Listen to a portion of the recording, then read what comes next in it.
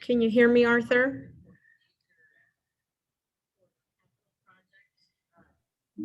We can hear you. Oh, thank you. Do we have a quorum here now?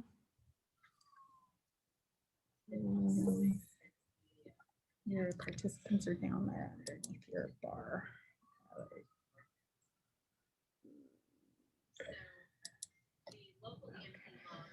So you've got Chair Blakespear. No. Surge. So yes, I think you do have a quorum. Yes, we have a quorum. Okay, we can hear you, Avelia. Okay, now you're muted. Okay, then we're going to call this meeting to order. We have a quorum. So this is the San Diego Regional Litter Abatement Subcommittee. It's a very difficult time in our nation right now with our democracy under siege. And we have local work we still need to be doing. So we're going to talk about litter today, despite I think all of us are probably looking at the news in the background here, but it's important that we proceed forward with the presentations we have today, which are important. So this is the first meeting of the year of our Litter Abatement Subcommittee, and I hope that everybody had a safe and healthy holiday. It's been a little bit over a month since we last met because of that holiday season. And in that time, I've met with Caltrans and Sandag and talked to several subcommittee members, and also begin meeting with state legislators on this trash issue. And I know that the Sandag and Caltrans team have also been working to address trash in the region. For one, as a result of our last meeting, the Sandag, Caltrans, City of San Diego, County, and nonprofit organizations are continuing to meet to develop a communication strategy that will help promote the anti-litter education effort. So there's momentum that's going for this group, which is really good. There's clearly more work ahead of us because we are not seeing the trash on the freeway that we had hoped we'd be seeing. But of course, these changes will come from partnerships and identifying solutions, and we continue to be working on that as part of what this group's mission is. We have a busy meeting today. Caltrans is back to discuss the Adopt a Highway Plan of Action. And we also have the Regional Water Quality Control Board giving a presentation with Caltrans on the roles and responsibilities for monitoring and regulating litter in San Diego. And then we have Len and Mark who are back to provide an update on the Tarp Your Load event and education planning. So with that, I'll go ahead and officially ask the clerk on the record that to confirm that we have a quorum. Avelia? Yes, we have a quorum, Chair. Okay, so the first item is approval of meeting minutes, and I'd entertain a motion. Motion to approve. Okay, and I'll second that. So we could go ahead and call the roll now.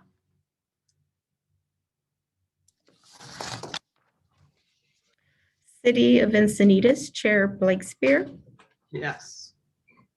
City of Imperial Beach, Mayor Dedina. Yes. City of Lemon Grove, Councilmember Mendoza. Yes. City of National City, Mayor Sotelo-Solis.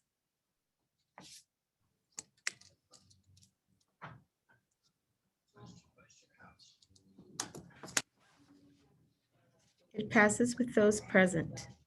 Mayor Sotelo-Solis, aye. Thank you. Okay, thank you. And do we have any public comments?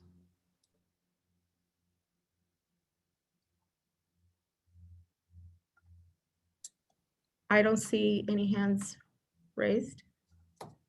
Okay, our first report today is the update on Adopt a Highway.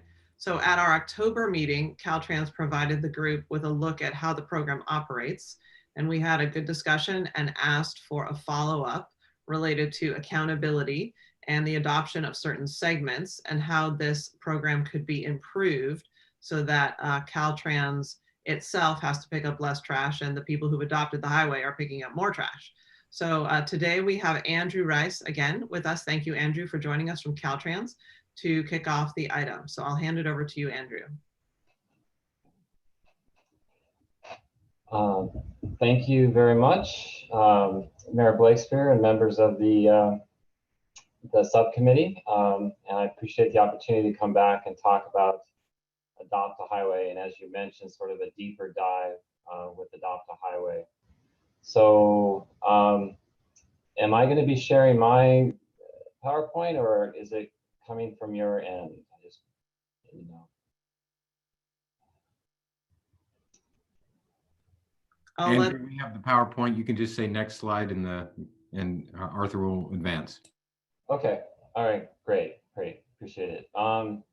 So yeah, again, as the mayor mentioned, I was there in October to talk about various mitigation strategies for litter, and Adopt a Highway was one of them. And now we're kind of back to take a deeper dive and really look at not only the current situation today, but also, you know, strategies as we're moving forward to really leverage this program to help abate and help Caltrans with the litter that we're seeing on the roadway. So the first, if you can go to the next slide. The first slide really is kind of giving you a sense of what the existing program looks like today. Now I'm focused on San Diego County. I mean, we do have the program in Imperial County as well, but for the sake of this committee and this exercise, we're really focused on San Diego County. And within San Diego County, we have approximately 1,200 sites that we're managing. Of those sites, approximately 25% or 300 are available to adopt today. About 500, a little over 40% are currently adopted.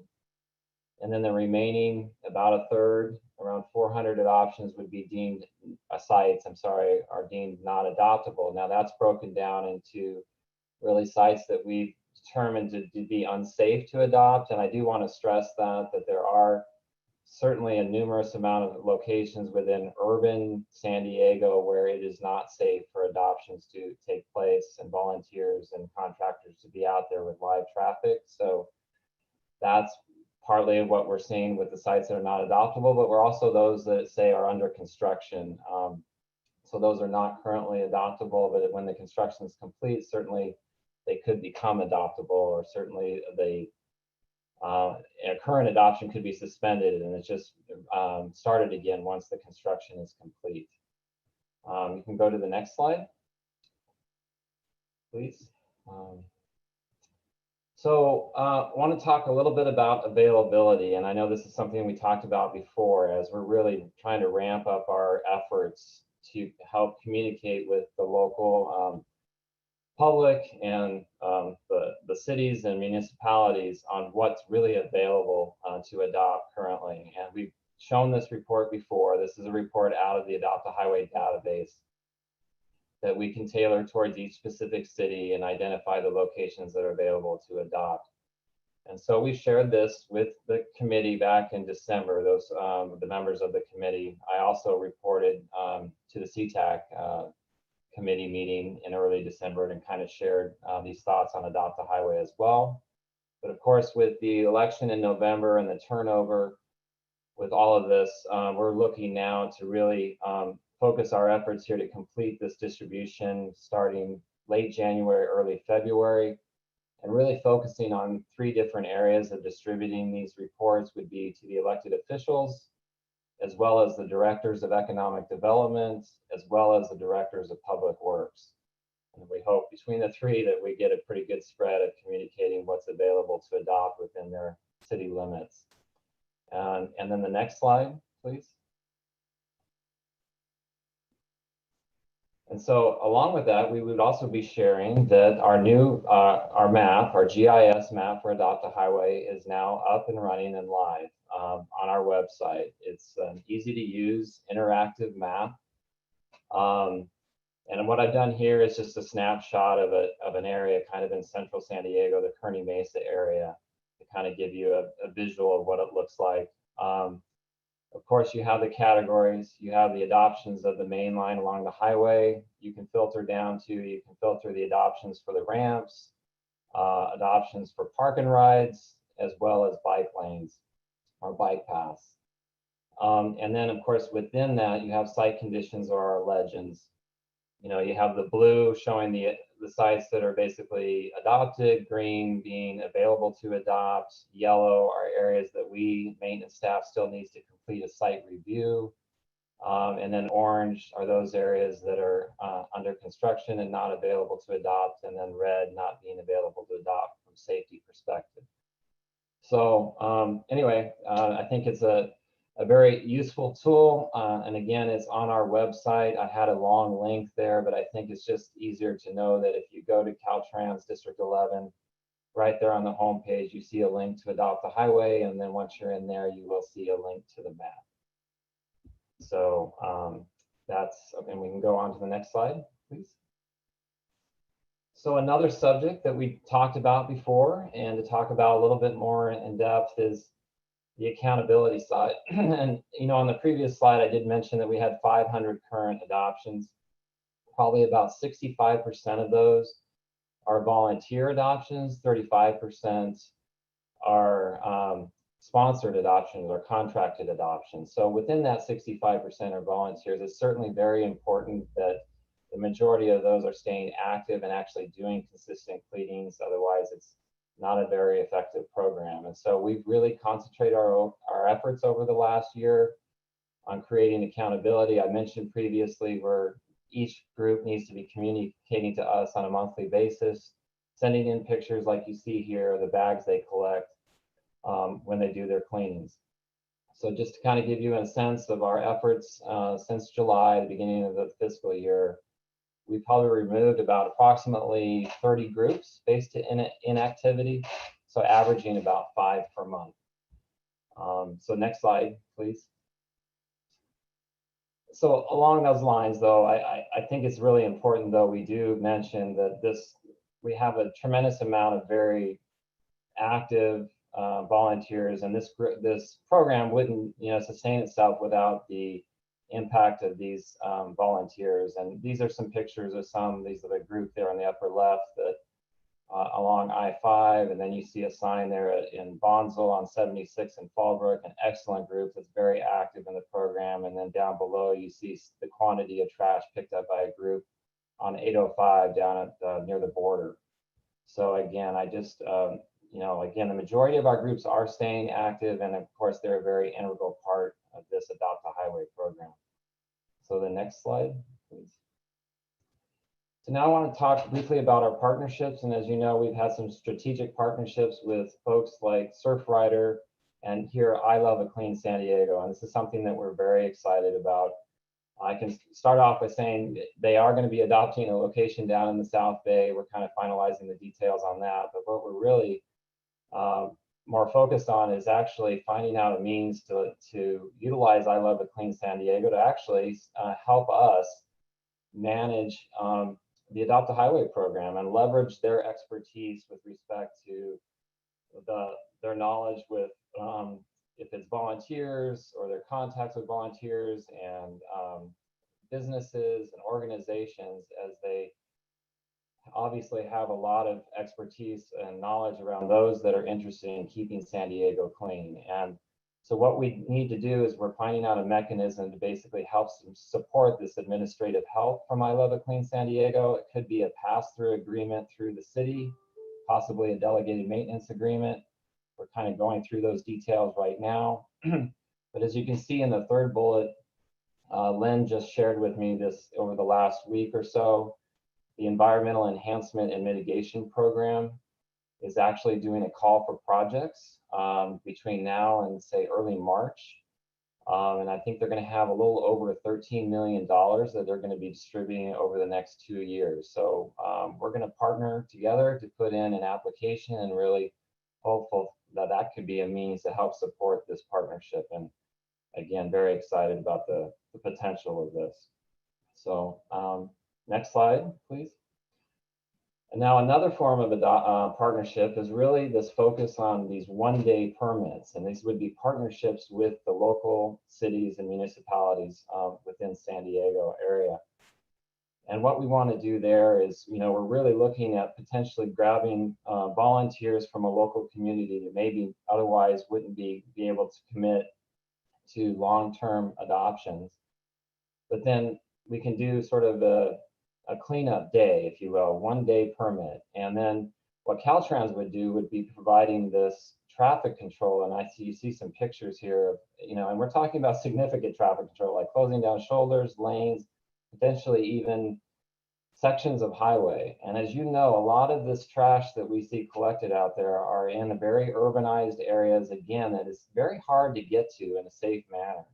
And so with this enhanced traffic control, and of course we would provide the safety equipment and the training, and then working with the cities to create this, we really think this is a great potential for to enhance our litter abatement efforts. So again, this is just kind of in its infancy right now. We don't really know exactly what that one-day permit will look like and other legal requirements that are needed, but we're very excited about moving forward with this. Next slide. The next 3 slides actually will talk a little bit about marketing of the Adopt a Highway program. Here's an example of something relatively simple, but I think it can be effective that we just instituted, and that you're seeing a sign here basically that says your name logo here as a form of advertising the program. These are on our blank signs, or these are those recognition panels. Historically, the ones that come from headquarters were hard to see. They were a little bit, it was a generic phone number. So what we're doing is we're printing these up larger. We're putting them out on the main, this happens to be on Highway 52. We just put these up this last week, over the weekend. This is a kind of near the Convoy area. We're also going to be, as we expand our ramp adoption program, looking at strategic locations to put these recognition panels up on specific ramps to help advertise it. And of course, any adoption that basically cancels and it becomes available, then we would be replacing with this panel. So we're interested to see what kind of interest we get when we're putting these signs up. So next slide, please. And of course, we continue with different marketing strategies that we've have been doing for some time. Certainly, we're focused on geographic target marketing strategies. As you know, obviously, many companies or sponsors are interested in particular locations that they want to capture the audience or traffic that's in a specific geographic location. We continue to do media events and attending community meetings, promoting Adopt a Highway. And then social media. Social media is huge. Caltrans efforts now with Twitter, Facebook, Instagram, where we have a large audience, 24,000 plus. And what we're doing is, as adoptions come in, then we're recognizing them and sponsors and others on the social media. And honestly, in this day and age, that can be almost as important as the sign out in the field, and increasing the exposure in that way. And of course, we're also looking at other public messaging, if it's CMS signs, if it's possibly looking at the morning traffic report, and even customer calls, as that's mentioned there, that as we get complaints, and as you know, we get quite a few customer service requests, complaints from the public, we are always looking at an opportunity to share with them the opportunities with Adopt a Highway. So, and then my last slide on marketing really is to kind of, we talked about this before, but I just wanted to share some more details on our pilot sign project. Here you can see the 2 signs is kind of to scale, the one on the top being our existing sign, which is 54 inches by 42 inches, single post sign. And what we'll be doing is piloting the larger sign below, which is 72 inches by 48 inches, 2-post sign. And most importantly, that recognition panel, the wide area, is approximately 52% larger by area. And that's really what we're trying to enhance there from a marketability. So we're going to be, we have the prototype made. So I think we're going to be moving forward with installing these larger signs, at least 1 or 2 on each major corridor as we move forward. So That's really my last slide on Adopt a Highway. I have one more slide below though. Just wanted to talk briefly about our litter abatement evaluations, if you will. And I know in the past we've talked about level of service, and that's really a program out of headquarters. It's an annual evaluation of our conditions of our roadway with respect to litter. And I know we've talked about that and actually how we've exceeded that mark from the headquarters exercise, but we know that that's sort of looking at the district as a whole. And we also know that we can do better. And we can do better, and particularly if we're focusing in on those urban areas within San Diego. And so we're kind of developing an evaluation program within the district. It's not necessarily a headquarters exercise. It'll be a quarterly evaluation.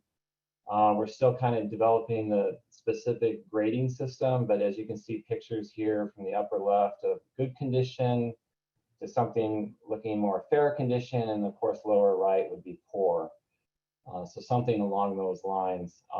Again, a quarterly reporting that we would share with you, and it certainly would be a tool for us to measure our incremental progress as we move forward, and also a great tool for us as we manage our own forces, our contractors, and hopefully maybe the probation program when it comes back online, of where we would basically emphasize, be able to utilize those resources where on the routes that are most needed. So that's, I believe, my last slide. So thank you very much. And we can certainly talk about, have any questions about it. Thank you. Well, thank you very much. I appreciate all that new information and really good information. It seems like there's definitely progress being made. I did have a couple of questions I just wanted to follow up on. So I wanted to understand more about when people have adopted the accountability part. Like they pay some money to have their name on the sign, and then you said 65% of them are contracted. Is that what you said? No, I'm sorry. 65% of the adoptions are volunteers. 35% are sponsored adoptions. Okay, volunteers. So I'm concerned about that issue around people who pay the money and then don't clean up very much, or are somewhat, maybe they're supposed to check in every month, but they don't. And when they do clean up, they don't do a good job. It's that part. So can you just address what do you do about that, or what can you do about that part? Well, yeah, and that is a challenge. So some of the things that we're implementing, again, I mentioned about that we're requiring this communication and reporting back to us in pictures. And if we don't get that, then that is a trigger for us to follow up. But some of the other things that we're instituting is, as we initiate that adoption with a volunteer, we actually want to see that they can go out there and show us that they can clean multiple times before we're putting the sign up. So that's something recently that we're bringing. This is with the volunteers, so that that we can actually see evidence, and that they're comfortable with cleaning the area. And then once we actually see that they have this consistent effort, then we're following up with the sign. And then of course, as that continues, again, we're wanting to see that communication, and if we don't, and time goes by and we're not, that's where we're being proactive, much more than we have been in the past, and asking for them what's going on. And then again, if they're not, and we finally, then that's where you're seeing that we're actually removing groups, up to 5 a month. Here are these groups that are not active. But do you feel that part is going well? And I mean, because there are 500 spots, and are you the only one who's following up on this, or do you have staff that this is their job? Yeah, I have staff that is their job. And so again, over the last year, that's been a concentrated effort within that staff. So that's why I think you're going to see more removals right now in the near future, and then hopefully as we create this accountability, it's going to even out. But yes, we have dedicated staff right now to focus strictly on this effort. Okay. I have a couple more questions, and then I'll go to Mayor Sotelo-Solis here, but I just want to go through these. So My next question relates to the delegated maintenance agreement that you referenced with I Love a Clean San Diego and Len and the grant that you're seeking. It seems like there needs to be a strategy to get these 300 available ones adopted. So, you know, how quickly is that moving, or how effective will that be? Because to me, it seemed really ineffective. The email I received from Caltrans that said, this is the status of your adoptions. Like, it did not, to me, that did not seem like it was going to be designed to result in anything, because it was not being sent to the right level of government, and it didn't have the information presented in such a way that it was easily accessible or you know, could actually create movement there. So if the way that you're thinking of filling 300 available spots is to send it to elected leaders and public works directors, I just don't know if that's really going to work. So I like the idea. I think it's great that we message through our platforms, but it seems to me like this is certainly accomplishable. And I really like the idea of I Love a Clean San Diego and their substantial base of volunteers who are already caring about this issue. I mean, this is what they do as their mission. So I just wanted to hear from you about what is the path there to leverage that relationship so that it actually results in those 300 being filled. Yeah, well, I can just say that, we are directed right now to move forward with these delegated maintenance agreements. And again, so that's starting right now. We're working on that as we speak. And because there's some funding that's needed, but it's not a tremendous amount of funding that Len needs in order to help support us. So I think that's extremely doable. And then, of course, I mentioned this grant. The timing of the grant is a little bit later. I'm not exactly sure when it would be awarded. Again, they're looking for the proposals over the next 3 months. So I would agree that that's probably, something that is certainly could be more, the more reasonable way to really enhance this program. We do believe that contacting the directors of economic development at the cities can also be effective. We're hoping it can be, but so anyway, I don't know if Gustavo wants to add anything in relation to this, but we certainly are moving forward trying to get these type of agreements, pass-through agreements through the city in order to reach I Love a Clean San Diego. Yeah. Okay.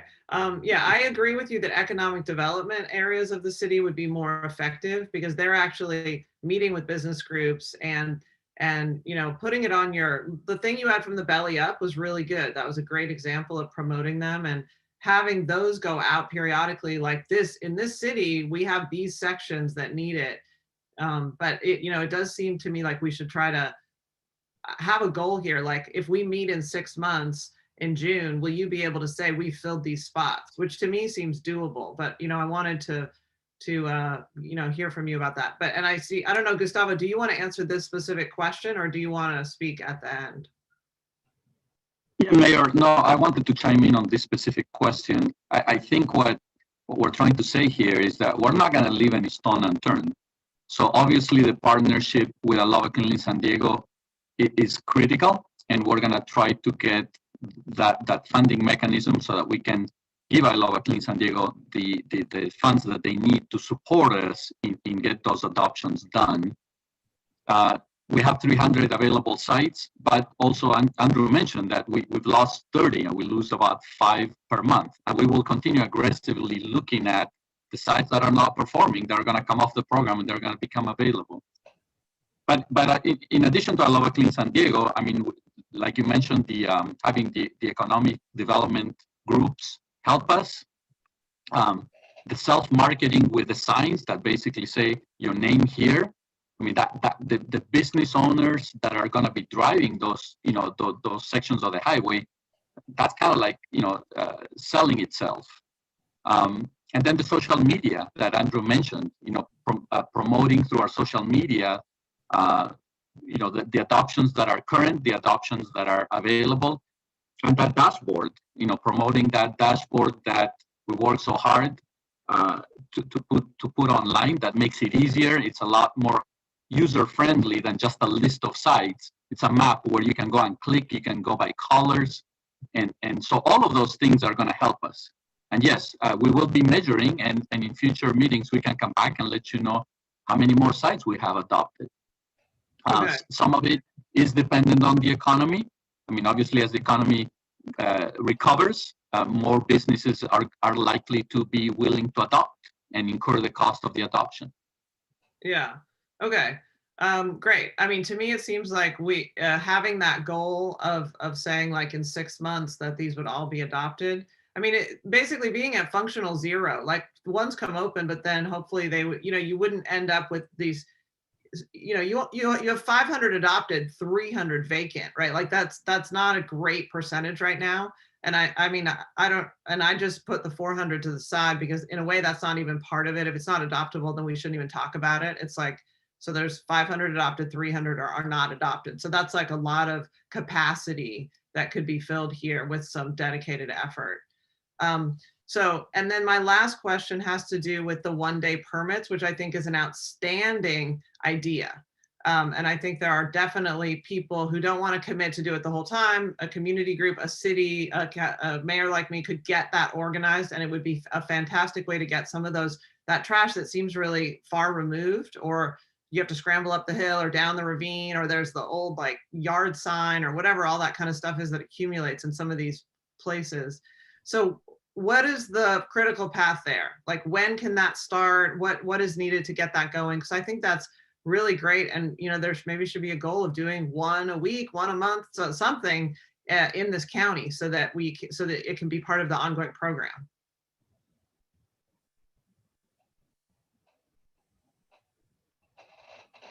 I don't know Gustavo, if you wanted to answer that or not, but yeah, no, we're full steam ahead on it. So I certainly have been emphasized to be looking at how to get that started. So we have had done one-day permits in the past. It's just have been a little bit shaped a little bit differently. It often was with military groups and something like that.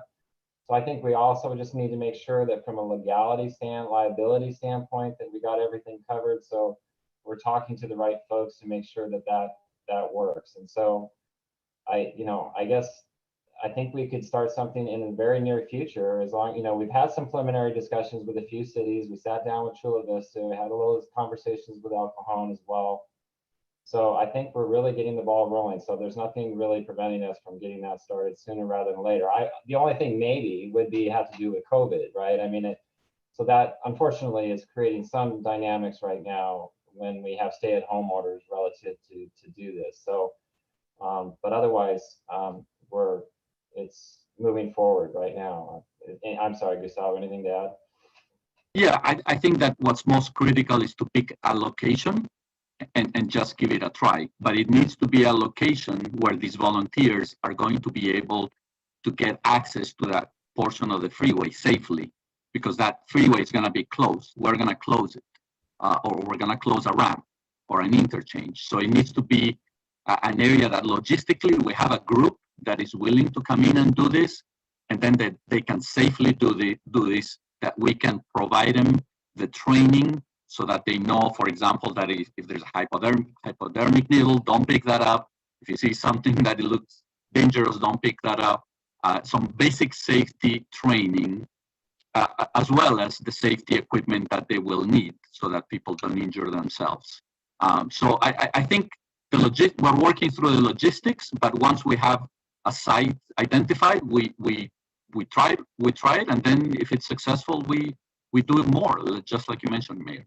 Yeah, well, I would be happy to do that with you in my city, to choose a site, to figure out how to a date and say, and I'll commit to getting people there and putting out the word and getting that going, because I think that would be great. And I mean, hopefully this isn't one of those things where you have to do a 6-hour training online in advance or something, like that you can do a quick training at the beginning of the event and or some other thing, so that it's not, it can be overly onerous, and hopefully that's not the way this is.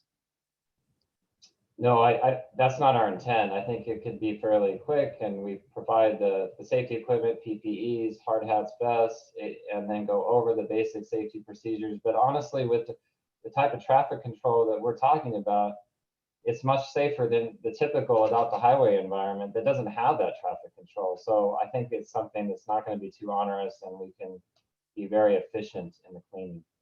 Okay. Okay, good. Well, I'd like to have further communication about getting one of those going in my city. Okay, well, thank you. And I think this is all good progress. I appreciate there's been a lot that's happened between the last meeting and this meeting. So thank you for that additional focus on this part. Mayor Sotelo-Solis. Thank you, Madam Chair. Thank you, Gustavo and Andrew, for sharing the information. One thing that I wanted to follow up on is with the South Bay communities being part of the I Love a Clean San Diego.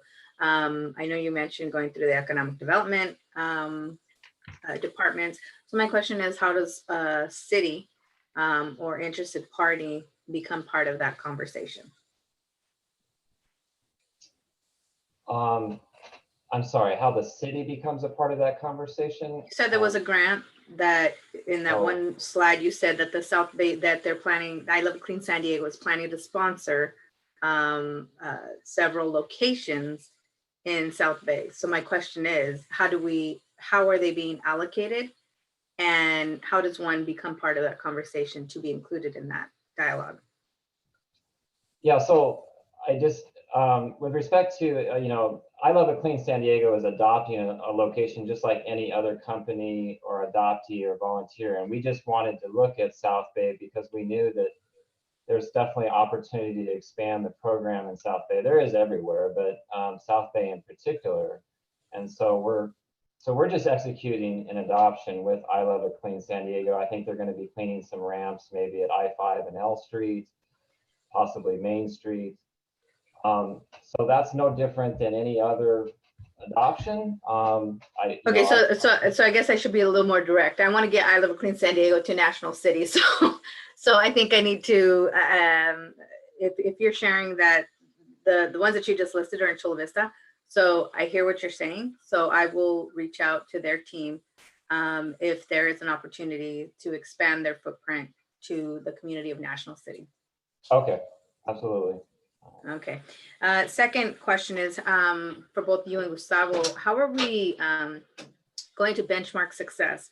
Is it based off of what Mayor Blakespear shared with regards to, sites that have been sponsored, pounds of trash, making sure that we, have consistency? What is your litmus for success for this type of program? Well, I'm sorry, Gustavo, did you want to answer or do you? Yeah, Mayor, if I may jump in, Andrew, and feel free to add anything if I forget anything. But I think the biggest way of measuring this is through these quarterly assessments that we're going to be doing. And instead of doing them like we were doing just that previous yearly assessment on a district-wide basis that averages everything out between San Diego and Imperial County, these quarterly assessments are going to be broken down in much smaller geographical areas, and being able to compare the result of those assessments from quarter to quarter, hopefully we can show that the geographical areas that we're assessing are improving. So for example, in National City, we may start with a baseline that shows, there are areas that are not clean, and hopefully as we get more adoptees and we devote more resources, these partnerships with I Love a Clean San Diego, it will show the improvement through those assessments. So that is the best way. We also measure pound of trash and how much money we spend on picking up trash. That's not necessarily a reflection of how much trash is out there, because the trash can increase and we can keep spending more. But the ultimate goal here is to have less trash on our highways. So I think the assessments that look at how much trash is there is probably the best way. And the reason why I'm asking is, I know we have, a couple mayors and representatives from the board of directors of SANDAG sitting on this committee, but I think it may behoove us as, we ask and just do literally a quick survey, a straw poll. What would be success in your community? If you have freeways in your community, so you ask us as the elected officials, as well as our if you go through economic development, whatever, or public works, because they're the ones that go out there. And then we actually have something that we asked and polled our audience, the ones that are most impacted, the ones that have heard the constituent casework. And then in addition to what you just listed, I think it gives you a well-rounded perspective of, it may be the same exact thing that you just mentioned, Gustavo, but it's having that buy-in early on. So it's not just like, oh, well, Caltrans is telling us this and this is how it's gonna be. But when in actuality, we can say, no, this is what we asked for. And it may be even interesting to, if we had some time again, this was going to be my follow-up question. What is your timeline for all of this? Because I know at the last meeting we had asked, how quickly we could turn something like this around. But if we asked our community members, because if their concern is the trash, I know other concerns have been homeless encampments. So we can address these issues with our homeless outreach task force. We have the Alpha Project here. But I think there's also too just recognition of, one, when we ask for the information, we're gonna get a lot of perspectives, but it allows us also to stress where those resources should be spent. If there are more homeless encampments, then we need to be tasking more to the regional task force on homelessness. We need to, reach out more to the county. So it's kind of getting all of these things together and interweaving them. So again, I would ask what the timeline is for, well, one, if you would be amenable to asking, just doing a quick, hey, if there's top 2 priorities for, given through the chair, to our board as a whole. And I don't know if we're going to be presenting, kind of like the latest update, Catherine or Chair Blakespeare. And then that way we can kind of build and weave this in so we have something tangible to present our board. So I'll ask Chair Blakespeare kind of if we could get that type of dialogue or just a quick straw poll from our board members, board of directors from Sandag.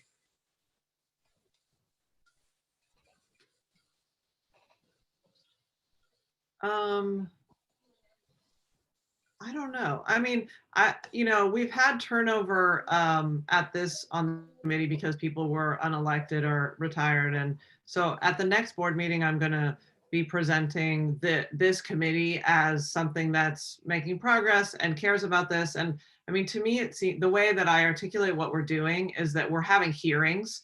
We're basically saying there are people throughout this county in elected positions, mayors and council people, who feel the amount of trash on the freeway is unacceptable and want to understand what's happening and what we can do about it. And so, I don't know how, I can't conceive of a mechanism that leads to that conversation that's sort of easy to manage, I guess. To me, it seems like people who care a lot about this will choose to be on the committee and will be able, I think that this has been really useful to have these follow-up, and I'm, at the end of this presentation, going to suggest that 6 months from now, we do this and that thing that shows progress. And so, I don't know. Yeah, I guess I'm not totally clear on how to make that work in a way, but yeah, I mean, for me, success looks like the roads being clean. And I understand they're not pristine, that you're not going to have someone following around after every car picking it up, but there's a standard of where there's so little trash that you don't notice it, you see the beauty beyond it. And then there's the trash that draws your attention to it because it looks like a landfill is all along the side of our freeways. And I think, we're steadily moving our baseline so that it's more and more trash. And that's become an unacceptable situation for those of us on this committee, which is why we're doing it. So, yeah. And I would say that allows us to have our colleagues have that voice, and we can kind of brainstorm offline if this is something, that we can move on. And again, I'm just saying, hey, this is what our committee has done, which I think you're going to do at the next meeting, but also too, we're trying to create a litmus of what success is. And if we don't ask our colleagues and we just kind of say, hey, this is what we've agreed to and what Caltrans has brought to us, I think there may be some, well, you didn't ask us. It's maybe water, I don't know, something else that may pop up. But maybe we can talk offline and kind of brainstorm on that one. Okay. But I appreciate your willingness. And then just lastly, with the again, I touched on the COVID-19 and the homeless encampments. That's one thing that along the 805 and Plaza, 805 and a number of off fronts in National City, and I believe it happens all throughout our county. We are finding more and more people that are being displaced and, you know, finding refuge there. And there is a lot of trash. With the one-day pass, I believe that is one way to mitigate and to address it. However, I know by law, we cannot remove people without proper notification. So how does Caltrans envision addressing those rights of the people that are, you know, unsheltered and choosing to be and have, you know, their tent up? Thank you, Mayor. Yeah, the unsheltered crisis continues to develop, and more so during the COVID pandemic. And as you stated, per CDC guidelines, we are not removing encampments unless they pose a safety issue to the people themselves or the infrastructure. So we're removing encampments in very limited situations. For the encampments that are not being removed, we can go in and clean. And that's what we have been doing, and that's what we will continue to do. So we have designated contractors that are trained to deal with working in that environment. And for both cases, where we're cleaning or where we're removing because of the safety issues, we try to engage all the cities' homeless outreach teams to go there, and if we're removing the encampments, to make sure that we offer accommodations to the people. So like you mentioned, you are not displacing them. And in the case where we're not removing them because it's not a safety issue, but we're cleaning, we try to provide resources for the people that may wanna take advantage of those resources. So for the time being, and until the pandemic is over, that's what we're gonna continue to do. Once the pandemic is over, we may go back to removing all encampments within the right of way. Great, and I know that we have to move on to the next speaker, but I think as part of the, whether it be one day pass 101 cleanups or one day pass, there needs to be a 101 on what you would need, what municipalities, if it's happening in Mayor Blakespeare's district or in National City or in Imperial Beach. I think it's really important to have the 101s, basics of everything you would need, supplies included. And then the second piece is Gustavo letting us know as the municipal leaders where we are in the schedule or in the cycle for those professional picker-uppers, the ones who work around the homeless encampments, and how, if it's north to south, east to west, you know, loteria, however that works. I think we as municipal leaders, or is it complaint driven? We need to know what that is. So then that way we can, you know, continue to keep that level, as Mayor Blakespeare said, the base level of what we expect. And then if we can enhance it, we do. So thank you. Okay, thank you. So Serge, if you want to make a quick comment or question, but then we do have a second presenter that's really important we need to get to. No, I mean, I think the concept is important. Imperial Beach knows more than any agency on the planet about the concept of shifting baseline. And that's something that Chad Nelson at Surfrider and Randy Olson, who's a brilliant communicator that was originally from USC, talked about. And, you know, it used to be, well, once in a while, the beach would be closed. And then last year, the beach was closed pretty much 90% of the time. And then we're told it's fine. And so over time, that shifting baseline, the pandemic's the same. At first it was, well, you know, a few deaths is problem. And now it's 100,000 deaths, I think, every month.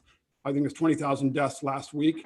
So it's shifting baseline. It used to be that zero trash on the highways and on our streets was acceptable, was the norm, right? There was no trash. I know in Imperial Beach, the standard is get rid of graffiti and trash immediately. There's no excuse for it. It can't happen. I don't let it happen. And we make sure our staff understands that the more we keep our streets clean, and especially in underserved areas high crime areas that IB used to be, as we cleaned up our city and had a zero tolerance policy for graffiti, blight, slumlords, and trash. And we aggressively go after the people the slumlords and corporate entities that create trash, just like what's happening now on our highways. Our crime rate dropped to one of the lowest in the county. I think it may be lower than Encinitas, Catherine, and it's lower than Coronado. So I'm really proud of that, considering that IB used to be like the dark ages when I was a kid. That has to be the standard everywhere, and the reality is we can talk about why it's okay to happen, but all that trash washes in the ocean, and the ocean doesn't really care if we're making excuses. The fact is we've just gotten used to garbage everywhere. The homeless situation is horrible. People can swim off your beach or my beach, Catherine, but it doesn't give them a right to get drown in a rip. That's why we have lifeguards. So, the fact is, I'm not sure what the data is on homeless folks getting run over and killed. I know I've called into the CHP to say that there's a guy people walking on the highway.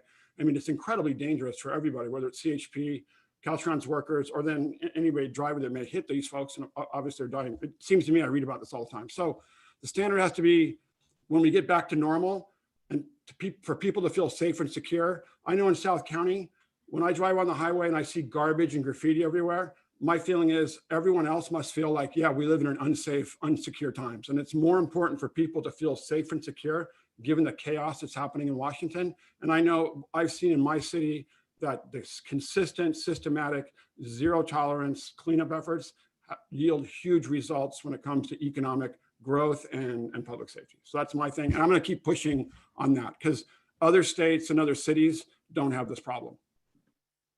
Okay, good. Thank you.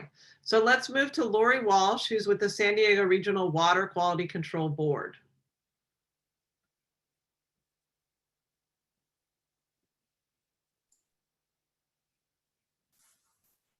Waiting for the presentation to come on up. Can everybody hear me okay? We can hear you, but I can't really see you. Are you? Oh, let me see. Oh, there you are. Okay, I do see you now. Sorry. Like I see myself. That's Yeah. sad if you can't. There we go. Okay. I'm just waiting for the presentation to come back.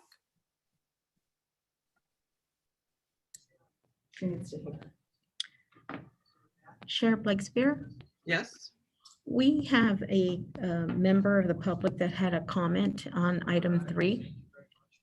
Okay, let's take the public comment.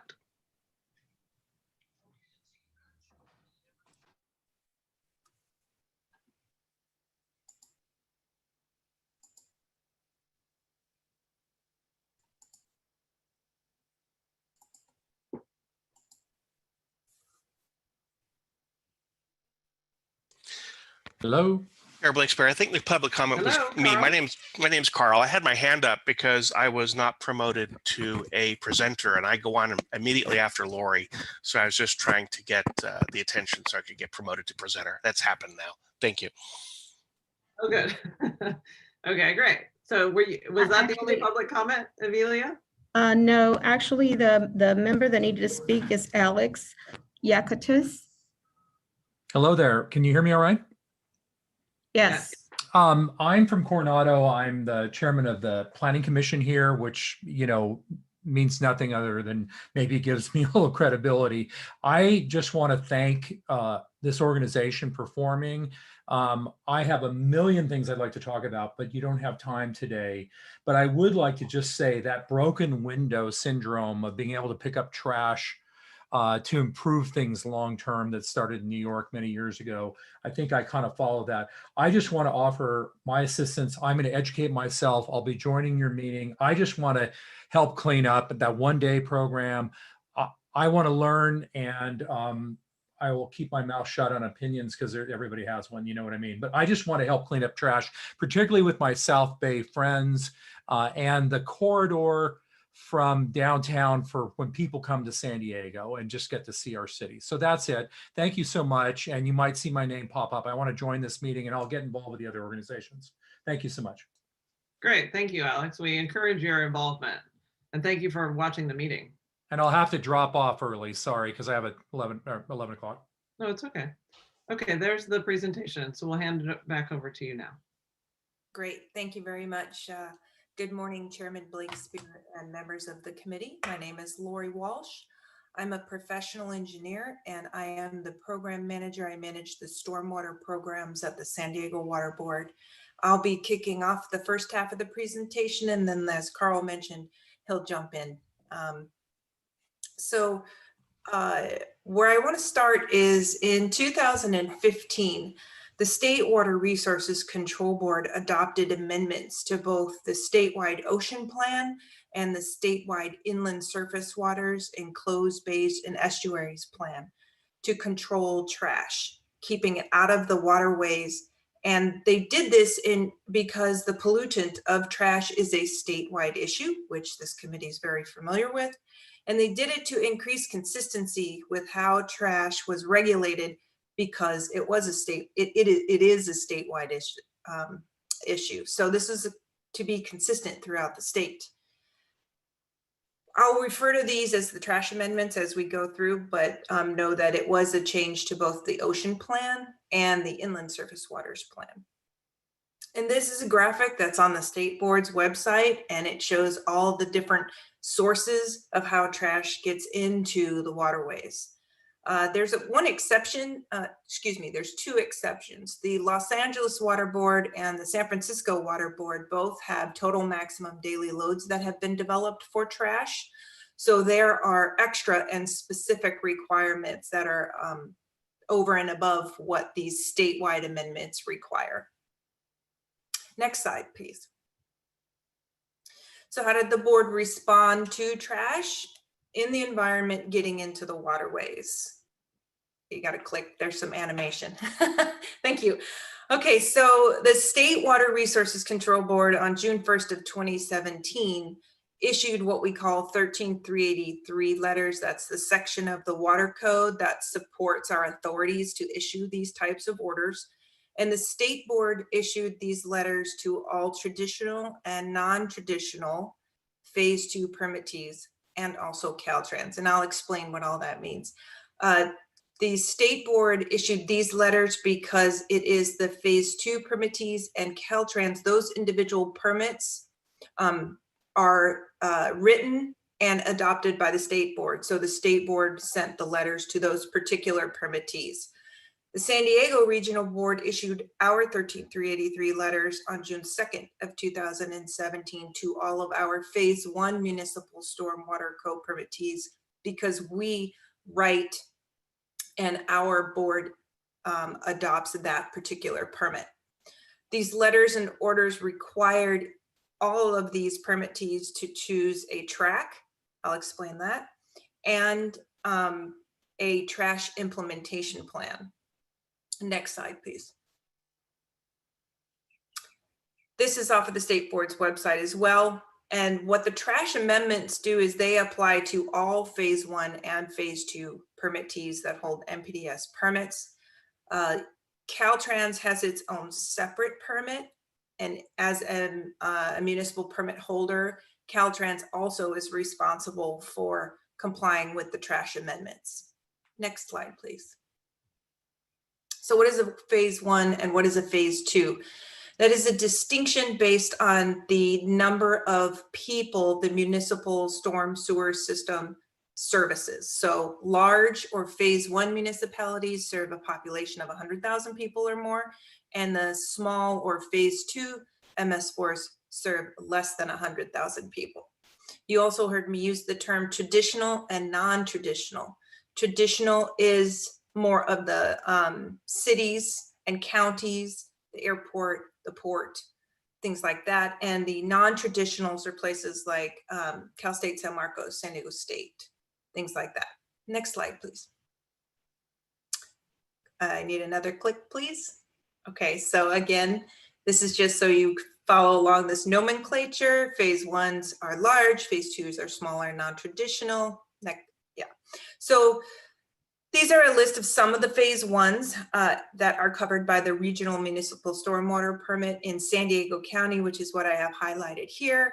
Our most, all your cities are included in this group of permittees. We also cover South Orange County. There's 13 permittees in that part of our region. And we also have a small portion of the Southwest portion of Riverside County, 5 cities, and the flood control district, Riverside County Flood Control District, are also covered under the phase 1 permit. Click, please. For phase 2, currently, this is our list of covered non-traditional phase 2 permittees. You see San Diego State, UCSD, Cal State San Marcos, Camp Pendleton, the Del Mar Fairgrounds. Again, non-traditional because their municipal storm sewer systems are unique, not like a El Cajon or Lemon Grove. Those are traditional MS4 systems. Right now, we have 11 phase 2 permitted entities in our region. This is a statewide permit, so the state board adopts this permit. It's currently going through a reissuance process right now, and the state plans to add schools K through 12 and state parks. So this inventory for the San Diego Water Board will significantly increase over the next year and a half, depending on when state board adopts their permit. Next slide, please. Just wanted to remind that Caltrans, it has its own permit because its municipal system is very different than either a traditional or a non-traditional MS4 system. It's very linear and it's very specific. So the State Water Resources Control Board issued Caltrans their own permit. Next slide. Do the trash amendments apply to Caltrans? Yes, they do. Next slide.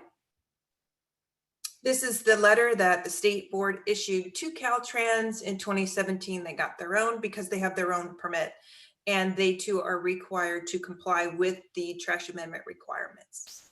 Next slide. Specifically, the order implements the statewide requirements to address the impacts of trash discharges to surface waters.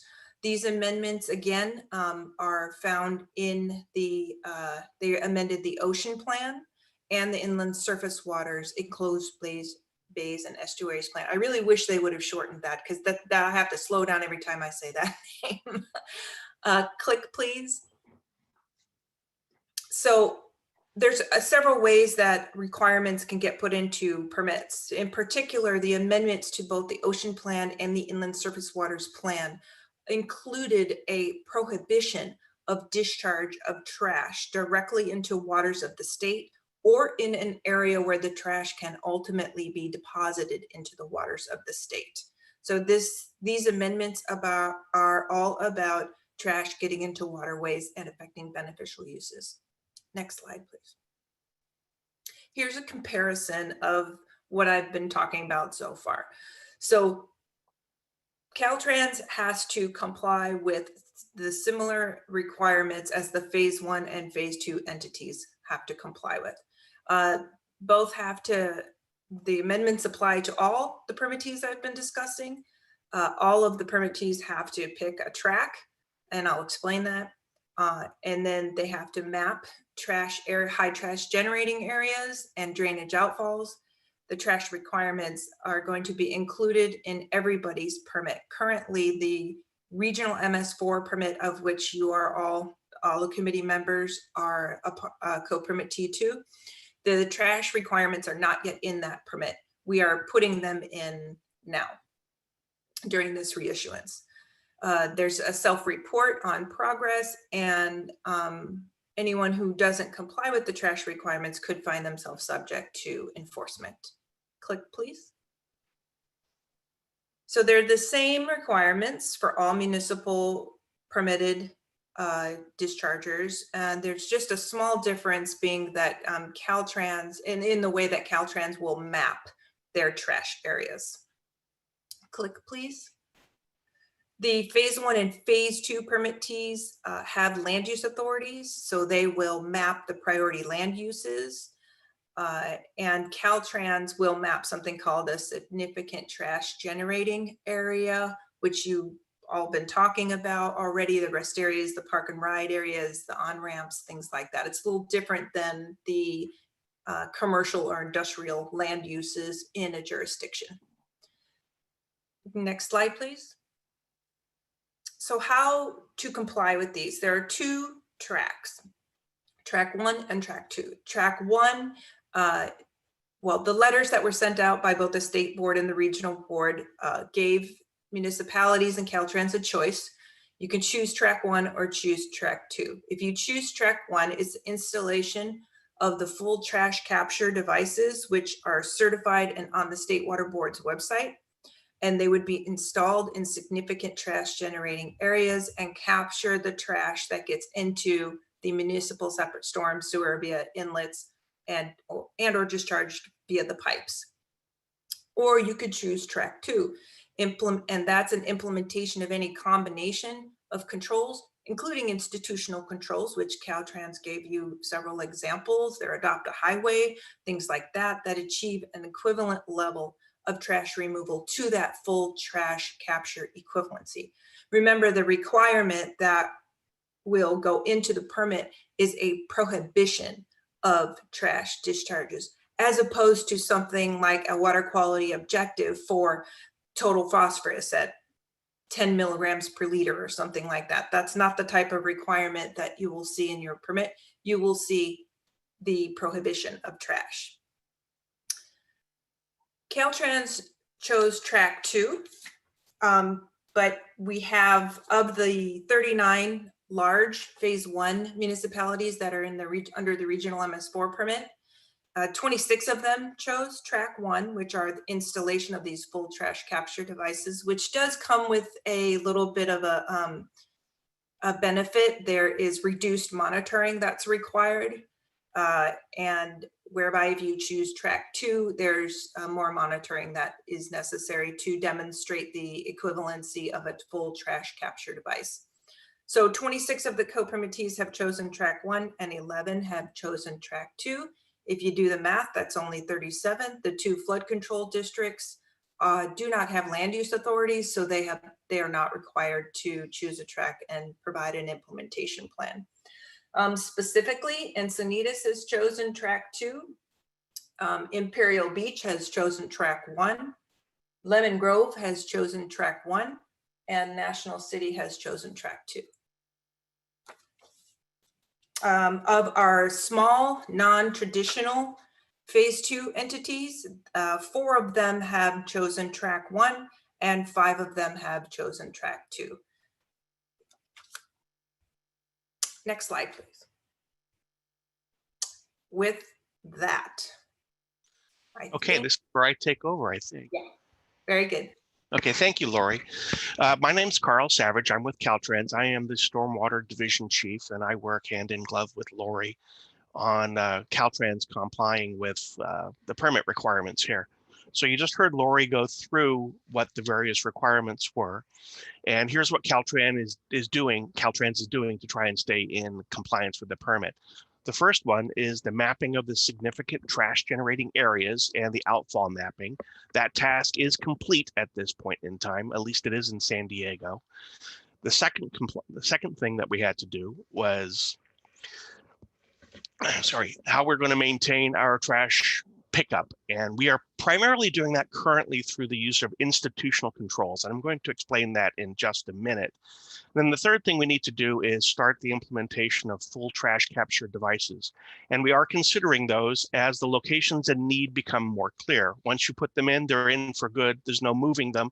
Andrew discussed earlier about the difficulties of maintaining some of these and their locations that they would need to go in. So we need to take that in mind as we start placing these.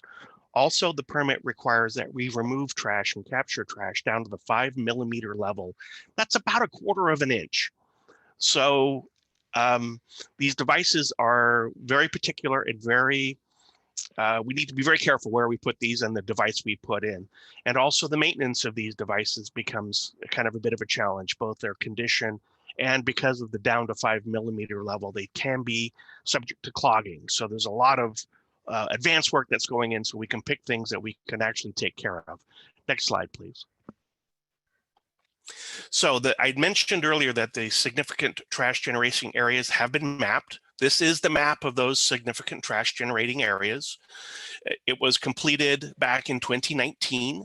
And here, like the areas shown in red is the areas that bubble to the top as being considered as a significant trash generation area. Next slide, please. So the institutional controls, I mentioned that we're basically, our thrust currently is institutional controls. So what are we doing as far as institutional controls? I know Andrew has mentioned a lot of efforts that have gone into picking up trash. That is one institutional control. We are coordinating with other similarly situated local agencies, the cities and the counties. We are cleaning up the encampments and the debris as we're allowed to currently. We are responding to the requests through our web-based CSR program that I'm pretty sure Andrew's explained previously. We're putting a high priority on our cleanups in the areas that are adjacent to water bodies. We are sweeping the streets and have recently added a second crew to the nighttime sweeping events so that we can actually get that smaller 5mm stuff that's on the roads out there. And we're continuing to research and install the full trash capture devices and install those as the conditions and locations and maintainability and all that provides. I've included here a couple of pictures of the efforts it takes to run these street sweepers, which is in part why we do this at night with the traffic being down a little bit. Next slide, please. So here are some of the trash capture devices that we've currently got in place. For trash to actually make it into the receiving water bodies, first and foremost, it needs to make it past the grates that are very well represented out on our freeways. There are a few drains that go overland into waterways, but for the most part, most of our freeways are drained through the grates that you see in the upper left-hand corner. In the middle there at the bottom, that's a trash rack that's been installed inside a drainage system. So you'll never see it driving around. But if you pulled open the grate and looked inside it, you would see these grates covering the outlets of the pipes. So the trash may go into the box and get captured within the drainage box, then our maintenance forces can come along and clean it up. The slide on the picture on the right there is a detention area where water would drain to that area. And if that water had trash in it, it would be captured within that drainage basin, allowing us to be able to go into that basin later and pick it up. Any water that leaves that basin is filtered prior to leaving that basin. So it is cleaned before it leaves the basin. Next slide. Other devices that we've recently approved for installation, you see on the left-hand side there, which is an end of pipe trash sock. So that pipe there would then drain through that filtering sock at the very end, and any trash that made it into the pipe would be captured within the sock. Every so often the sock is changed. Another device there in the upper right-hand corner is called a gross solids removal device. It's a long metal tube with a series of small holes in it, sort of works like a colander. The trash comes in, the water goes through, the water and the trash come in, the trash is captured within it, the water escapes to move on down the line. And the last one in the lower right-hand corner has been approved, but we don't have any locally here, which is called an inclined plane gross solids removal device. Again, it's another underground BMP that you install in order to capture the trash before it exits and into the waterway. Next slide, please. So the last thing we're doing, one of the other things we're doing is, and are required to do, is a public outreach campaign. Headquarters is kicking off a public outreach campaign here in the not too distant future that aims to change public behavior through education. We're focusing on trash, illegal dumping, and securing vehicle loads, a lot of the same things the committee's been talking about here. It educates the public about sources and pathways for trash to get to the water, and it also builds on our previous public education campaigns of Protect Every Drop and Don't Trash California. We do have weather tracking and storm preparation systems in place. We also are doing additional research into new devices that would augment the ones I just showed you. And we're also continuing to cooperate with other agencies around town so that we can enhance our trash pickup efforts and work more cooperatively. Next slide. So this is a sample of the weather reports that get sent out whenever the 10-day events or the 3-day events show rain coming. This is a report that's sent out it comes to my department, it goes to our maintenance departments, and it goes to all of our construction field offices so they can be prepared for the rain and start being on their toes and get things cleaned up and put away and buttoned up so that they're ready for the rainstorms. Next slide. We're also doing research into new devices. Like I said, I showed you a few of the ones that were already approved. We are researching collection baskets, which would be inserted into drainage systems so that after a rainstorm, you could come along, raise the grate, empty the basket, put the basket back, put the grate back down. Inlet screens similar to that trash rack I showed you a picture of earlier. Enhanced detention areas similar to the picture I showed you earlier, and retrofitting the gross solid removal devices in line or inside the boxes. We're also studying vegetated areas and their ability to capture trash and hold it long enough for us to be able to pick it up, or any combination of the above. What you see here near the bottom of the slide is the two off to the left are physical BMPs that the water board has approved for installation. So the water board has some say-so in what we put in the ground. In this case, they have approved this list of devices and say they will indeed capture trash to the level that the water board would like to see. The one with the purple heading in the upper right is items that were formerly on the list and then have fallen off the list for one reason or the other.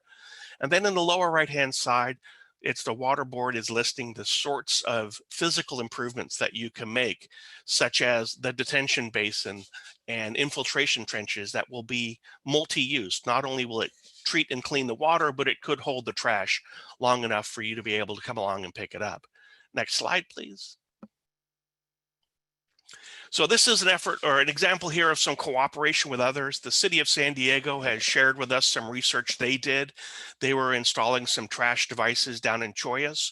They started with a list of 41 devices off of the water board's website, and then they narrowed their choices down based upon the type, the inlet, the flow rate, the additional criteria, and ultimately they tested 7 devices, and they shared their data with us as far as which ones worked, didn't work, what the struggles and expenses were from an O&M operation setup, and we share our research with them. And we go back and forth trying to make sure that we're all installing things that we as public agencies can maintain, but yet work and meet the spirit of the permit. Next slide, please. One more. So this is the water board's website graphic that we showed you earlier. And these are the 3 pathways where where trash can get into the receiving water body. It's via the storm drains, wind driven potentially, or direct dumping into the waterway. Next slide. So we talked earlier about the mapping, how Caltrans had to map all of its drainage. Here is a snapshot of a portion of that mapping. We haven't mapped the entire district as far as where all of our drainage systems are. We've shared this map with the water board as well as the city and county and first responders as well. But what this is a snapshot of the Old Town area with Mission Valley and San Diego River there running left to right. And the blue lines represent all of the drainage systems that Caltrans operates, at least within this area. We discussed previously some of the things we're doing with our drainage systems and how we're trying to keep that trash out of the waterways. Next slide, please.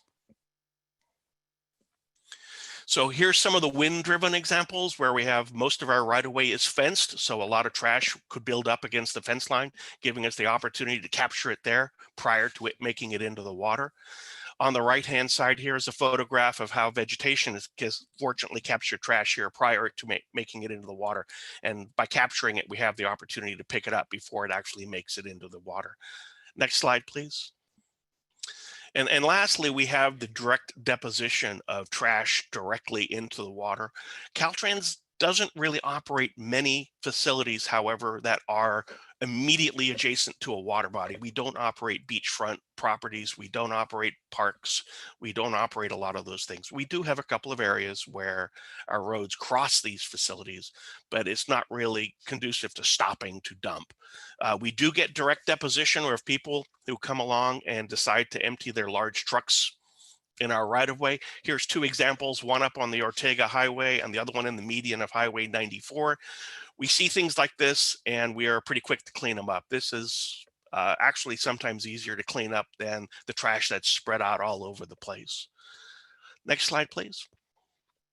And this is a link to a quick video if we have time for it. It's about 2 minutes long. It's up to you guys if you want to watch it. It's a trash video that Caltrans headquarters put together.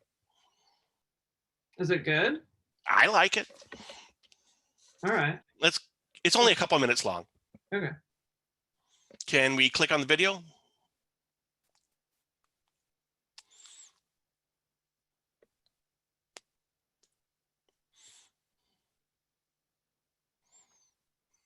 If it's going to work. Sorry, it doesn't work that way. Okay, yeah, You would have to have the video given to us so we could present it here. yeah, I had it in another version of this presentation, but it was 50 megabytes, and if I mailed that to you, we'd have brought your system to its knees. So let's go ahead and click ahead. There you go. Any questions regarding Caltrans's efforts to keep trash out of the waterways and the things that we're doing there? Wait, okay, I know both my director and Lori's director wanted to speak. I don't know if they want to speak before or after the questions. I can speak. Let's finish the presentation. Okay, that's it for my presentation. I see Len has his hand up, but do the directors of who do you think wants to speak as part of Dave it? Gibson wanted to speak, and I think Gustavo wanted to follow Dave if he had anything to add.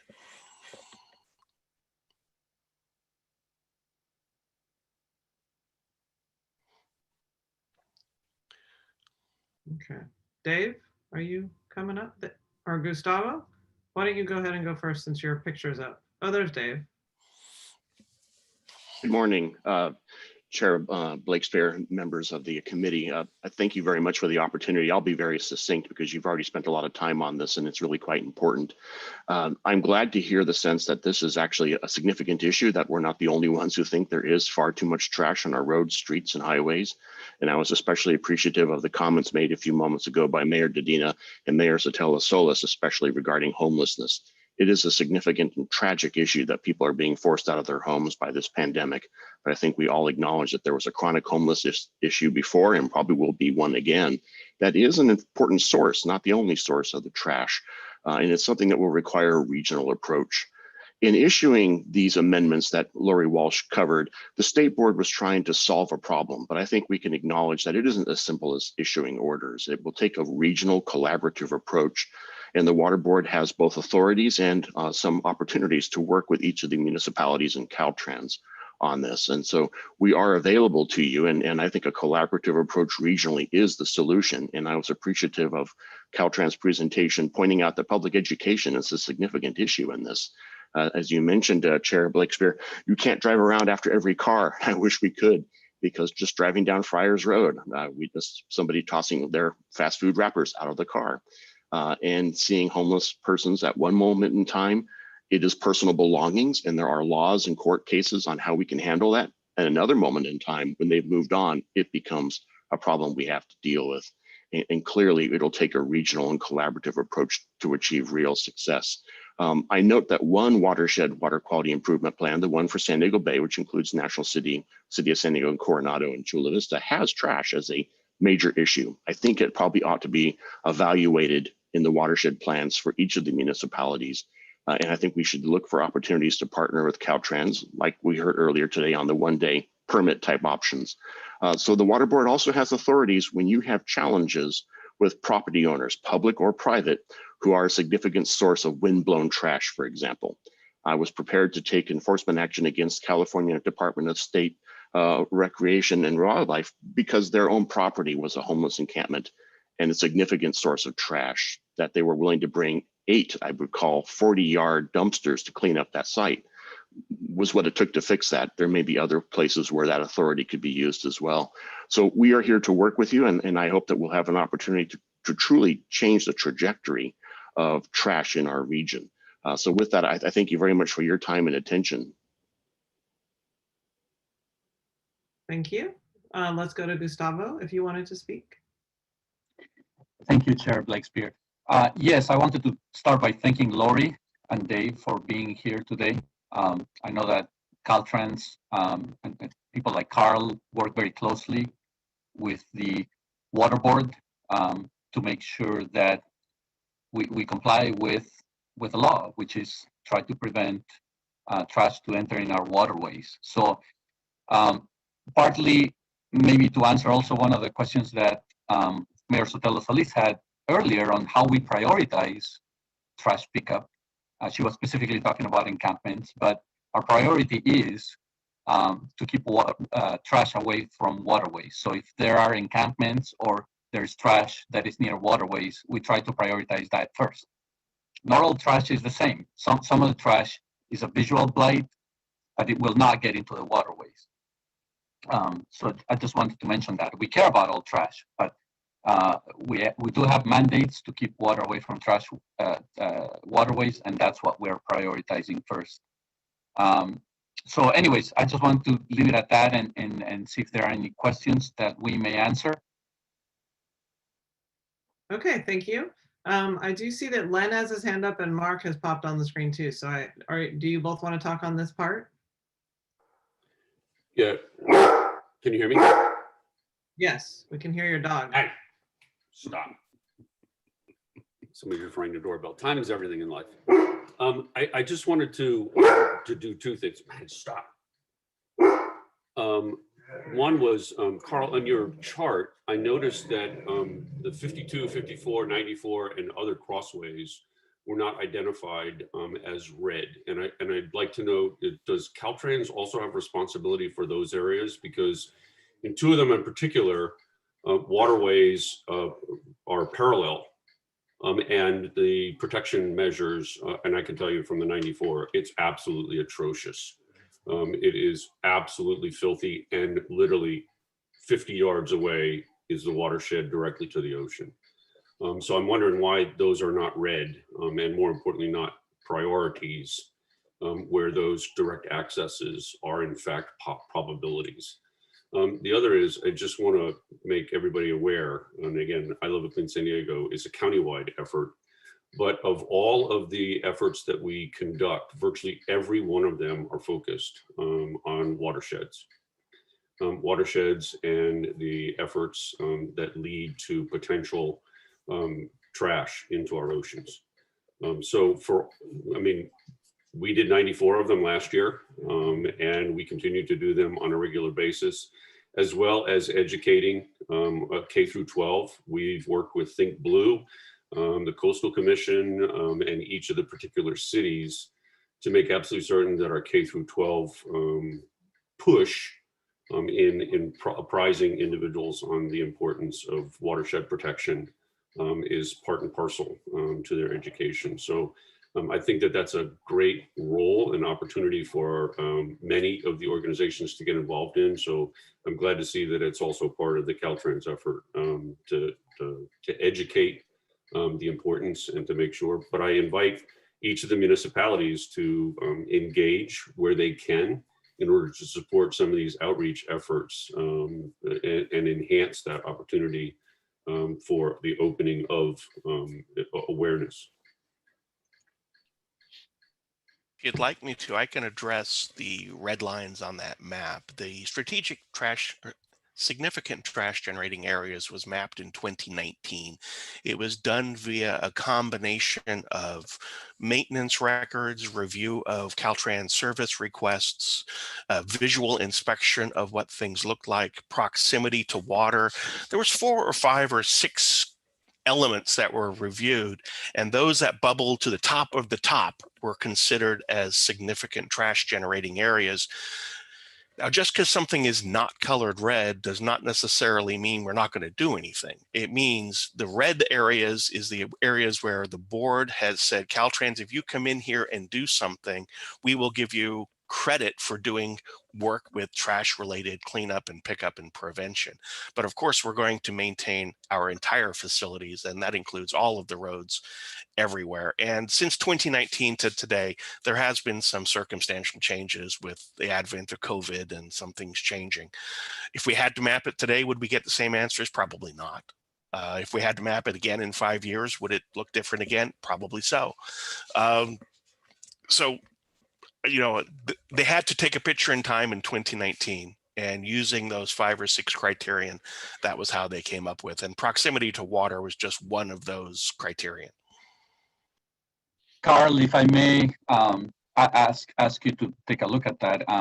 Len was mentioning 94 and 54 And I do believe that 94 is highlighted as a significant trash generating area between downtown and approximately the city of La Mesa. It is, So Gustavo. I do think that 94 is a significant trash generating area, but 54 is not highlighted. So just want to clarify that.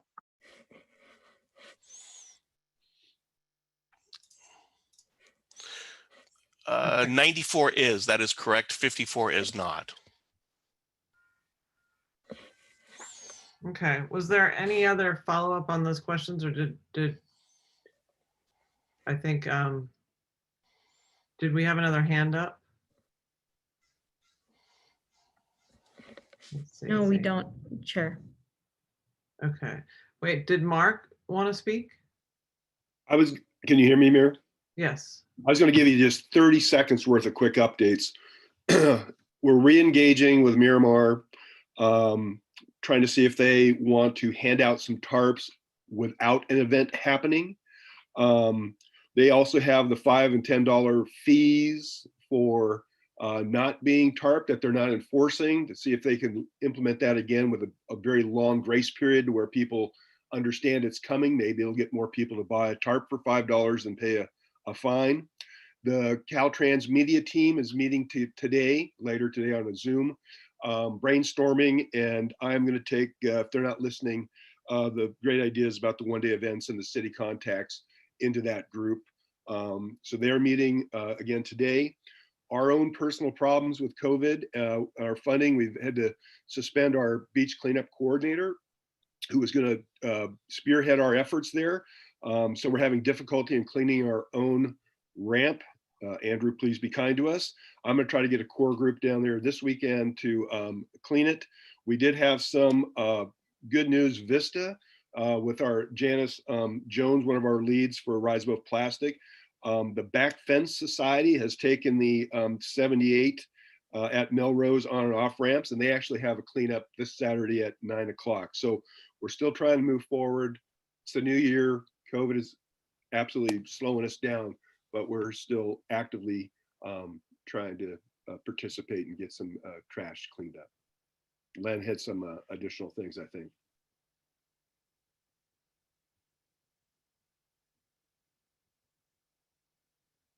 I did, but did you want to, it wasn't a separate agenda item. Did you want to do it now, Mayor, or do you want to wait?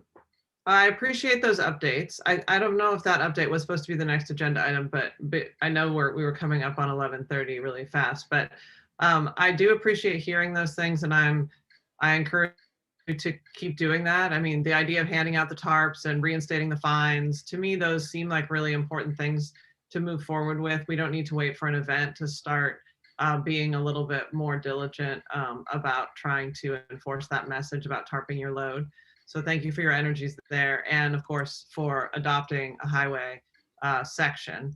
I wanted to, I'll go to Len, but I just wanted to follow up on the presentation from the Water Board. So I appreciate that information. You know, some of it is sort of interesting, but maybe not like super relevant in terms of like, what is our path to having a different future in this county? But it's interesting to know the different levels of permits and how you have different tiers and that kind of thing. I guess when my experience, and I know this is subjective, we each have our own experiences, but my experience of the freeways is that the trashiest part is not the part where those big machines are driving around, which I think you called them full trash capture devices. You showed some pictures of those, and those are doing really important work and keeping things out of the drains. And I appreciated seeing all the different ways that you get the water through with keeping the trash out. But I think, you know, to me, the real focus area are those places where there are plants and dirt, because those are the places that seem the trashiest. And, you know, I saw on one of your slides, it says vegetated areas under additional research, pilot study ongoing. And I guess, you know, that to me was the area where I thought, like, what is happening there and what is the pilot study? And because I think, I mean, I'll just be frank that I think there's a lot of fear of the Water Quality Board because you have such a big hammer. And of course, Caltrans doesn't want you to come down on them, and no city wants you to either. But we all know that the the fear of enforcement is what drives behavior change and prioritization and funding and a lot of different things. When it's the state law and you have to do it, that you're motivated to make changes that you might not be otherwise. So, you know, I am interested in, and I think all of us on this committee, and I'll acknowledge that the committee seems quite small at this very minute because of the changeover in board members, but I think there is overall a really important interest in seeing the Water Quality Board be really engaged in trying to make sure that all regulations are being followed, and that particularly in these vegetated areas that we're doing as much as we can, Caltrans is doing as much as they can, or that they need to comply with the law. So if you could just say a few words about the pilot study ongoing, what that is, you know, I would appreciate hearing that. And I also want to acknowledge we are over time, and I'm grateful for those who are staying a little bit extra. That was actually in my portion of the presentation. And what it's in reference to is our headquarters office is trying to determine if roadside vegetation is capturing trash prior to it making it into the waterways. So they're trying to figure out a way to measure what trash is being caught in the vegetation so it can be later picked up versus blowing on down the road and potentially getting into a waterway. So that's the thrust of the study, trying to see what's going on with vegetation and trash and how they interact with each other. Okay, so is the water board following, or water quality board following up on that, or is that just sort of an internal Caltrans thing? It's an internal. Go ahead, Dave. No, I will hazard a quick answer. Yes, it is a Caltrans thing, but the water board is evaluating the effectiveness of these tools and these approaches. If the vegetation is actually acting as a temporary capture, well, that's fine, but it still means it has to be removed from the vegetation at some point in time. And allowing the problem to simply continue on the status quo is not an acceptable outcome. Indeed, that is the reason why State Board adopted the trash amendments in the first place and applied them to state agencies as well as municipalities, is that the current approaches we were using at that time were simply not getting their results. The Water Board has shifted to an outcomes-based approach, but we're acknowledging that in some cases, we need to actually bring something to the conversation as well. So in that case of Fish and Wildlife property that I mentioned, we actually paid for 4 of those dumpsters that were brought out there, and our staff actually participated in the cleanup as well. So we're willing to roll up our sleeves and get in there, but it's going to take a regional approach to, including public education and a substantial change in the public's attitude and behavior towards trash to really get these results. And it's going to have to take a significant amount of maintenance to clean up and maintain our infrastructure. And I think part of the communication to the public is how much is it costing them that we have people who are trashing our right-of-ways and our streets and highways. It is taking away from other resources and other projects that Caltrans needs to advance, lane additions, for example, toll roads expansions and so on. And it's taking a lot away from the municipalities' bottom line as well. And these are things that need to be changed. So you mentioned a heavy hammer. We do have that hammer. It's available. Please call me when you need some help using it. I would prefer to use it in concert with the municipalities and Caltrans, but it is an option that we have available, and the State Board will expect us to get real results with their amendments policies with the track 1 and track 2 approaches that were mentioned. So I thank you again for your time. I know we've run over, but I'm available to you individually or collectively for any further follow-up that you would like. Okay, thank you. You know, that is why we called you to come to this committee today, is because the elected leaders in this county do see this as a problem.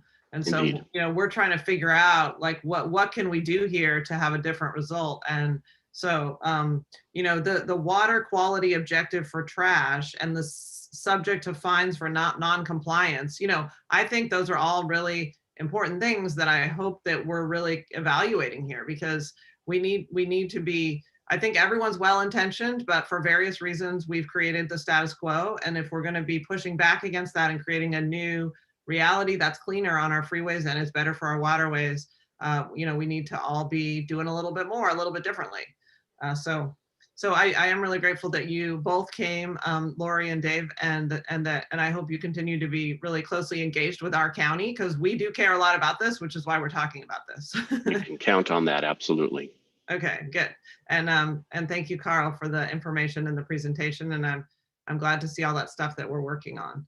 I think, Len, did you have your hand up on this topic? I did, and all I can say is I do hope there's a lot more scientific research done with regards to vegetation and collection, because what we find is that it becomes extremely difficult to extract the materials. And in most cases, especially in those areas of transportation, as a car whips by, it tears the material into much smaller pieces. And then during the maintenance process itself, those materials are just whacked into smaller pieces, which then end up into that 5mm uncapturable opportunity, and creates a a microplastic problem of proportions that we just simply don't have the ability to take care of. So I'm a little distressed that we're using vegetation as an opportunity, because if you go down the side of the street, you can see it's all underneath. If you've been part of a cleanup, it's almost impossible to get into the bottom after a year's worth of growth or a heavy spring rain that just blossoms out. We need to do better than that in these particular areas where mass amounts of trash are known to collect. Right. Okay, good. I appreciate you highlighting all those things and reminding everybody about that. All right, so we'll move on to, thank you so much for that update. And we may be wanting to call the Water Quality Control Board back at some point. So our last item is item 5, or I just want to confirm we don't have any public speakers on number 4. Or number 4. We do not Okay. have any public speakers. So the last item is the update on Talk Your Load. So I will let you handle that, Len. Mark gave you the first part. Mark? I think he'd already given you the first part. Mark, do you have anything else? Oops, and no. Okay, so the second part is we continue to work with Caltrans and our organizers. I think as everyone has already heard, we are working with Caltrans in a hopes that we can apply for the environmental enhancement and mitigation program that will afford us the opportunity to be able to fund what is necessary in order to be able to manage the program, so that I Love a Clean San Diego can help Caltrans do the Adopt a Highway, Adopt a Ramp program. And to answer Mayor Solis's issue, we are heavily engaged across the entire county. So any municipality that has an opportunity in this program, we are willing to work with. The only thing that we need to do is I have to figure out a methodology of being able to fund the program. And I'm talking the labor force within the group. So I'll bring it to everyone's attention. You know, we manage the largest Adopt a Beach program in the state of California at I Love a Clean San Diego, 144 sites. And the Coastal Commission provides us a significant amount of revenue in order to provide the employee base necessary to manage 144 sites with 588 volunteer groups associated with that. We're looking at 3 times the number of potential sites, helping Caltrans both get the volunteers, create the program opportunities, and make those things happen. We need to find a funding stream in order for those employees to be managed, in order for those employees to manage the base. We will continue to do the same thing with the Tarp Your Load program and the advancements, but the marketing and all of those other things come with a cost. We need to figure out how to do that. We're excited to be part of it because we see just tremendous opportunity. We do believe that the even the Tarp Your Load or any of those other programs can have so many different opportunities because we have the experience. We know how to do this. We have the volunteer base, and we think that the opportunities are catamount. We just got to figure out how to get the funding stream. So we're working with the different agencies. Caltrans, I believe, is going to apply for that grant. Any municipalities that would like to provide support documentation, we will be looking for letters of support because it is a state grant program. That would be very helpful for the award, and that award again would be countywide. We are not looking for a particular municipality to start the program. So that's kind of where we are at this point. Okay. Well, it's amazing how many people and organizations you have that you can mobilize, but certainly you have to pay management to manage that. Right. It's more my workforce, and just the Adopt a Beach program is 1.5 employees on an annual basis, from permits, connections, just managing the sites, working with the Coastal Commission, doing all the rest of that work. And that, of course, you know, we coordinate the volunteer, but the management itself is staff, and staff needs to be paid. Right. Yeah. Okay. Well, thank you for that update. And I think Mark already gave what he wanted to say. So I just want to say thank you to everybody for participating in this. And I think we are making progress. I don't see any other hands up for member comments and updates, but we will have different members. I would expect new members on this board at our next meeting. So some of this information might be new to some of them when we're talking about it again. I guess the one thing I wanted to end with is that I would like to have a follow-up, and I'm open to having suggestions about the amount of time, but I think, to me, it seems like 6 months is enough time to make some good progress on, and this would be an update from Caltrans, like in June, on the 300 vacant Adopt-A-Highways, with hopefully substantial progress being made, and also the status of the delegated maintenance agreement. Hopefully that, or some equivalent thing, you've been able to put that into place, but if you could just follow up with us about that item.